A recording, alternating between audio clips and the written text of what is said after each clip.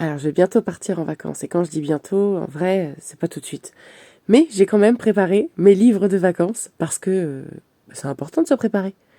Chronique martienne, il y a une multitude de nouvelles dedans avec des extraterrestres. J'ai hâte de le découvrir. Chasseur de monstres, c'est le tome 2 et je le prends pour les vacances parce que il est bleu et c'est sous l'eau au niveau de la couverture. Donc, c'est fait pour être lu pendant les vacances. Le magicien d'Oz, alors lui, je le reconnais. Je sais pas trop si je l'emmène. Normalement, oui, il devrait se lire assez facilement, c'est du jeunesse. On verra. Cerveau de verre, une petite nouvelle, j'ai déjà commencé. Vraiment une histoire géniale, j'ai hâte de la finir. Un comptable à la cour. J'ai trop hâte, j'aime trop. Méduse, parce que c'est Méduse, tout simplement. Donc c'est fait pour lire à la mer. La dernière fée des sables, ça va être une découverte aussi bien de la maison d'édition que de l'autrice. La maison aux coquillages, faut vraiment que j'explique. C'est bleu, il y a des coquillages, faut lire à la mer. Mamie Luguerre, alors lui j'hésite aussi, c'est un polar, il paraît que c'est hyper drôle.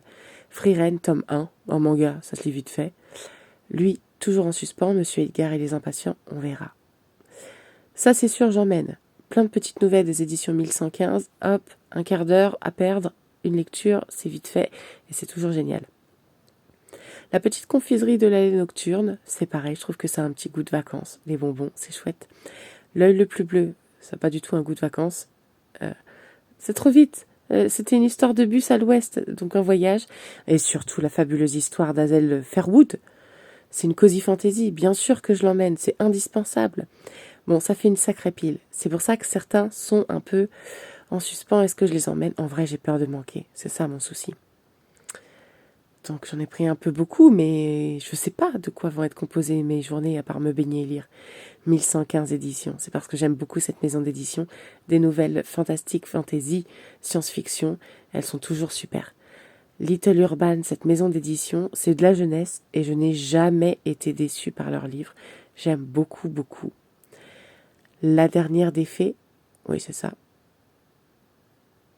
Oui. Éditions nouvelles, donc, je découvre. Edith Nesbit, ça c'est l'autrice, pardon. Culte apparemment. Et moi je connais pas, donc hop, je vais faire un peu ma culture. La petite confiserie, donc japonais ou coréen, je sais plus. Et la fabuleuse histoire d'Azel Fairwood, c'est de la cosy fantasy, j'adore ça, je suis impatiente, je le trouve lumineux. J'ai trop hâte d'être en vacances.